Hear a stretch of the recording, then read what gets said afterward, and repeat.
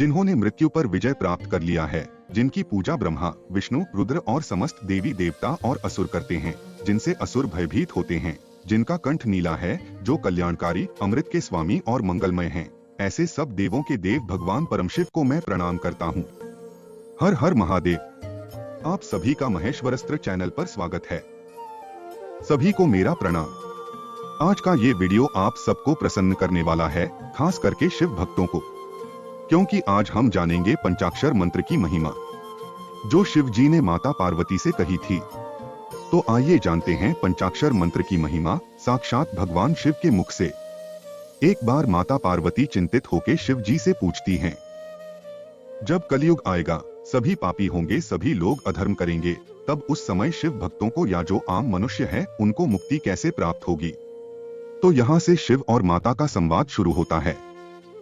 तो बिना स्किप करे पूरी वीडियो देखें, वरना आपको पूरी तरह से समझ नहीं आएगा। देवी बोली, महेश्वर, दुर्जय, दुर्लंघय एवं कलुषित कलिकाल में जब सारा संसार धर्म से विमुख हो पापमय अंधकार से आच्छादित हो जाएगा, वर्ण और आश्रम संबंधी आचार नष्ट हो जाएंगे, धर्म संकट उपस्थित हो जाएगा, सबका अधिकार संदिग्ध, अनिश्चित और विपरीत हो जाएगा, उस समय उपदेश की प्रणाली नष्ट हो जाएगी और गुरु शिष्य की परंपरा भी जाती रहेगी। ऐसी परिस्थिति में आपके भक्त किस उपाय से मुक्त हो सकते हैं? महादेव जी ने कहा, देवी, कलिकाल के मनुष्य मेरी परम मनोरम पंचाक्षरी विद्या का आश्रय ले भक्ति से भावित चित्त होकर संसार बंधन से मुक्त हो जाते हैं।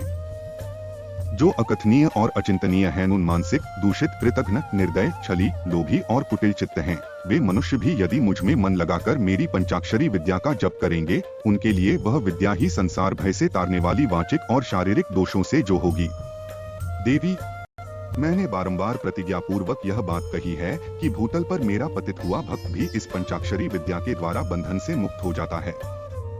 देवी बोली, यदि मनुष्य पतित होकर सर्वथा कर्म करने के योग्य न रह जाए तो उसके द्वारा किया गया कर्म नरक की ही प्राप्ति कराने वाला होता है। ऐसी दशा में पतित मानव इस विद्या द्वारा कैसे मुक्त हो सकता है?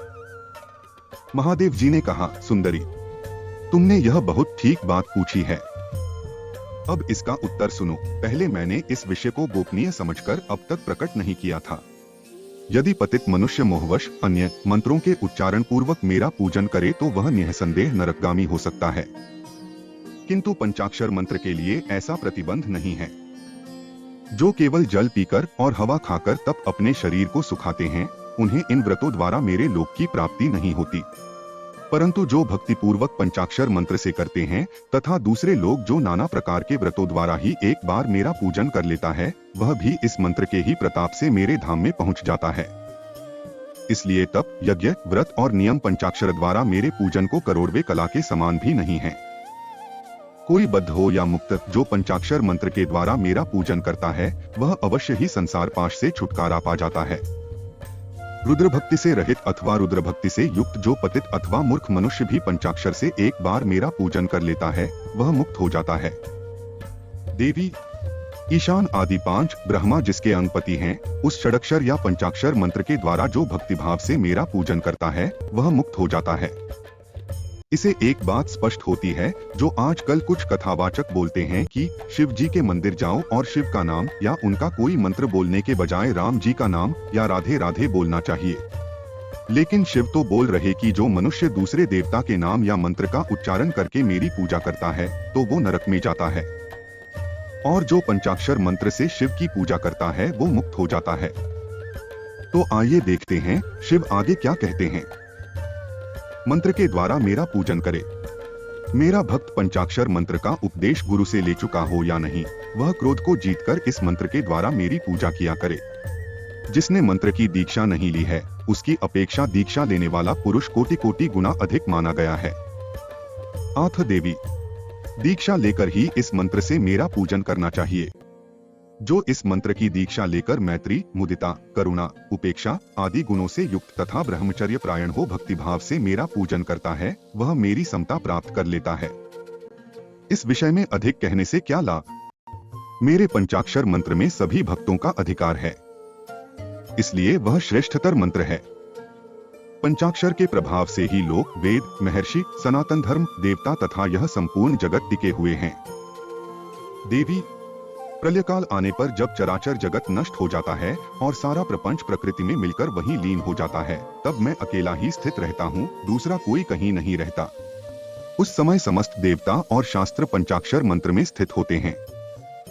आत्म मेरी शक्ति से पालित होने के कारण वे नष्ट नहीं होते हैं। तदंतर मुझसे प्रकृति और पुरुष के भेद से युक्त सृष्टि होती है। तत्पश्चात त्रिगुणात्मक मूर्तियों का संहार करने वाला अवांतर प्रलय होता है। उस प्रलय काल में भगवान नारायण देव मायामय शरीर का आश्रय ले जल के भीतर शेष शैया पर शयन करते हैं। उनके नाभि कमल से पंचमुख ब्रह्मा जी का जन्म होता है। ब्रह्मा जी तीनों लोकों की सृष्टि करना चाहते थे, किंतु कोई सहायक न होने से उसे कर नहीं पाते थे। तब उन्होंने पहले अमित तेजस्वी 10 महर्षियों की सृष्टि की, जो उनके मानस पुत्र कहे गए हैं। उन पुत्रों की सिद्धि बढ़ाने के लिए पितामह ब्रह्मा ने मुझसे कहा, महादेव महेश्वर, मेरे पुत्रों को शक्ति प्रदान कीजिए।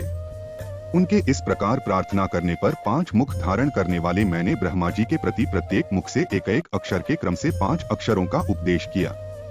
लोक पितामह ब्रह्मा जी ने भी अपने 5 मुखों द्वारा क्रमशः उन 5 अक्षरों को ग्रहण किया और वाच्यवाचक भाव से मुझ महेश्वर को जाना।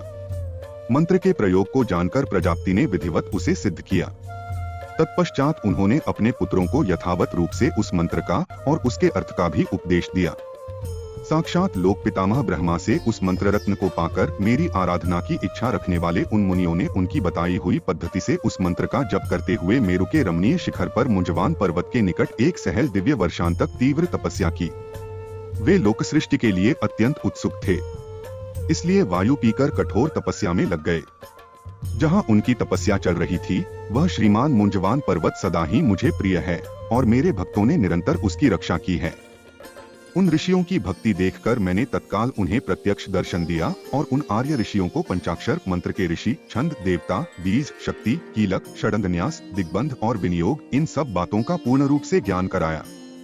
संसार की सृष्टि बढ़े इसके लिए मैंने उन्हें मंत्र की सारी विधियां बताई। तब वे उस मंत्र के महात्म्य से तपस्या में बहुत बढ़ गए और देवताओं, असुरों तथा मनुष्यों की सृष्टि का भलीभांति विस्तार करने लगे। अब इस उत्तम विद्या पंचाक्षरी के स्वरूप का वर्णन किया जाता है। आदि में नमः पद का प्रयोग करना चाहिए, उसके बाद शिवाय पद का। यही वह पंचाक्षरी विद्या है जो समस्त श्रुतियों की सिरमौर है तथा संपूर्ण शब्द समुदाय की सनातन बीज रूपिणी है। यह विद्या पहले मेरे मुख से निकली, इसलिए मेरे ही स्वरूप का प्रतिपादन करने वाली है। इसका एक देवी के रूप में ध्यान करना चाहिए।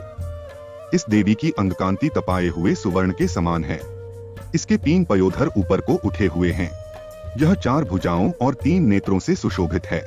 इसके मस्तक पर बाल चंद्रमा का मुकुट है। 2 हाथों में पद्म और उत्पल हैं। अन्य 2 हाथों में वरद और अभय की मुद्रा है। मुखाकृति सौम्य है। यह समस्त शुभ लक्षणों से संपन्न तथा संपूर्ण आभूषणों से विभूषित है। श्वेत कमल के आसन पर विराजमान है। इसके काले काले घुंघराले केश बड़ी शोभा पा रहे हैं। इसके अंगों में 5 प्रकार के वर्ण हैं, जिनकी रश्मियां प्रकाशित हो रही हैं। वे वर्ण हैं पीत, कृष्ण, धूम्र, स्वर्णिम तथा रक्त। इन वर्षों का यदि पृथक पृथक प्रयोग हो तो इन्हें बिंदु और नाद से विभूषित करना चाहिए। बिंदु की आकृति अर्धचंद्र के समान है और नाद की आकृति दीपशिखा के समान। सुमुखी, यूं तो इस मंत्र के सभी अक्षर बीज रूप हैं, तथापि उनमें दूसरे अक्षर को इस मंत्र का बीज समझना चाहिए। दीर्घ स्वर पूर्वक जो चौथा वर्ण है, उसे कीलक और 5वें वर्ण को शक्ति समझना चाहिए। इस मंत्र के वामदेव ऋषि हैं और पंक्ति छंद है।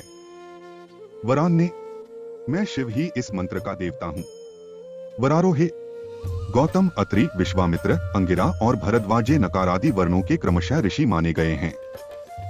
गायत्री, अनुष्टुप, त्रिष्टुप, बृहति और विराट ये क्रमशः 5 अक्षरों के छंद हैं। इंद्र, रुद्र, विष्णु, ब्रह्मा और स्कंदेय क्रमशः उन अक्षरों के देवता हैं। वरान्य, मेरे पूर्व आदि 4 दिशाओं के तथा ऊपर के 5 मुख इन नकारादि अक्षरों के क्रमशः स्थान हैं। पंचाक्षर मंत्र का पहला अक्षर उदात्त है, दूसरा और चौथा भी उदात्त ही है। 5वां स्वरित है और तीसरा अक्षर अनुदात्त माना गया है। इस पंचाक्षर मंत्र के मूल विद्या शिव, शैव, सूत्र तथा पंचाक्षर नाम जाने। शैव शिव संबंधी, 20 प्रणव मेरा विशाल हृदय है। नकार सिर कहा गया है, मकार शिखा है, शि कवच है, वा नेत्र है और यकार अस्त्र है। इन वर्ण की अंत में अंगों के चतुर्थ्यंत रूप के साथ क्रमशः नमः, स्वाहा, वषट, हुम, वौषट और फट जोड़ने से अंगन्यास होता है। देवी, थोड़े से भेद के साथ यह तुम्हारा भी मूल मंत्र है। उस पंचाक्षर मंत्र में जो 5वां वर्ण यह है, उसे 12वें स्वर से विभूषित किया जाता है, अर्थात नमः शिवाय के स्थान में नमः शिवाय कहने से यह देवी का मूल मंत्र हो जाता है। अतः साधक को चाहिए कि वह इस मंत्र से मन, वाणी और शरीर के भेद से हम दोनों का पूजन, जप और होम आदि करे। मन आदि के भेद से यह पूजन 3 प्रकार का होता है, मानसिक, वाचिक और शारीरिक। देवी, जिसकी जैसी समझ हो, जिसे जितना समय मिल सके, जिसकी जैसी बुद्धि, शक्ति, संपत्ति, उत्साह एवं योग्यता और प्रीति हो, उसके अनुसार वह शास्त्र विधि से जब कभी, जहाँ कहीं अथवा जिस किसी भी साधन द्वारा मेरी पूजा कर सकता है। उसकी की हुई वह पूजा उसे अवश्य मोक्ष की प्राप्ति करा देगी। सुंदरी, मुझ में मन लगाकर जो कुछ क्रम या व्युत्क्रम से किया गया हो, वह कल्याणकारी तथा मुझे प्रिय होता है। तथापि जो मेरे भक्त हैं और कर्म करने में अत्यंत विवश, असमर्थ नहीं हो गए हैं, उनके लिए सब शास्त्रों में मैंने ही नियम बनाया है, उस नियम का उन्हें पालन करना चाहिए। तो शिव कहते हैं कि जो पंचाक्षर मंत्र है, वो शिव के साथ माता पार्वती का भी मूल मंत्र है। जो उस मंत्र का जाप करता है, उसे शिव और शक्ति दोनों की कृपा प्राप्त होती है। अगर आप सबने पूरी वीडियो देखी होगी, तो आपको पंचाक्षर मंत्र की महिमा समझ आ जाएगी। पंचाक्षर मंत्र को वेदों का तथा संसार के सभी मंत्रों का मूल मंत्र बताया है शिव जी ने, और यही मंत्र सृष्टि का पहला मंत्र है, जो सबसे पहले शिव से उत्पन्न हुआ है। तो इस मंत्र के जाप से ऐसी कोई वस्तु नहीं जो प्राप्त न हो सके। अगर आप भी हर रोज शिव जी की पूजा करते हैं, तो पंचाक्षर मंत्र से पूजा करना सबसे उत्तम है, क्योंकि उस पूजा से आपको मोक्ष प्राप्त होगा। तो आज का यह वीडियो यहाँ समाप्त होता है, और मैं आपके लिए ऐसे ही और वीडियो लाता रहूंगा। तो ऐसे ही और वीडियो देखने के लिए चैनल को सब्सक्राइब करें, क्योंकि आपके एक सब्सक्राइब और लाइक करने से मुझे वीडियो बनाने में खुशी होगी। और इस वीडियो को ज्यादा से ज्यादा शेयर करें, क्योंकि यहाँ आपको सारी बातें शास्त्र प्रमाणों द्वारा बताई जाएगी। और मैंने अपने बायो में अपने इंस्टा आईडी का लिंक दिया है, तो इंस्टा पर भी मुझे फॉलो करें। हर हर महादेव। जय माता आदिपराशक्ति।